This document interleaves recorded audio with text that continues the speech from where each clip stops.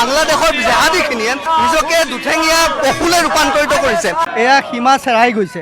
আমি কৈছোঁ ইয়াতে তেওঁলোকে ফুল ষ্টপ দিয়ক, যদি নোৱাৰে তেতিয়াহ'লে বাংলাদেশ বিভক্ত কৰি ছেপাৰেট এখন হিন্দু ৰাষ্ট্ৰ আমি তাত প্ৰস্তুত কৰিব লাগিব।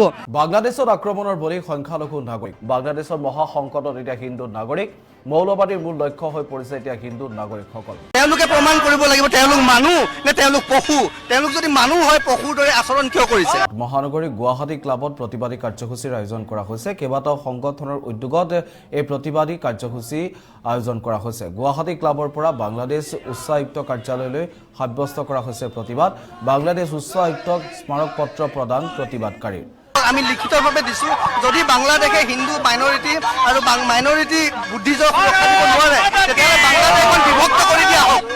আৰু এইদৰে এইসকল প্ৰতিবাদকাৰীয়ে সাব্যস্ত কৰিছে প্ৰতিবাদ। উল্লেখ কৰিব লাগিব বাংলাদেশত যি হিন্দুৰ ওপৰত ক্ৰমাগতভাৱে হৈ অহা যি অত্যাচাৰ, সেই অত্যাচাৰ ৰোধিবৰ বাবে তেওঁলোকে এনেদৰে প্ৰতিবাদ সাব্যস্ত কৰিছে। আৰু তেওঁলোকৰ প্ৰতিবাদী কাৰ্যসূচী গুৱাহাটী ক্লাবৰ পৰা বাংলাদেশ উচ্চ আয়ুক্ত কাৰ্যালয়লৈ এক ৰেলী উলিয়াই তেওঁলোকে সাব্যস্ত কৰে প্ৰতিবাদ।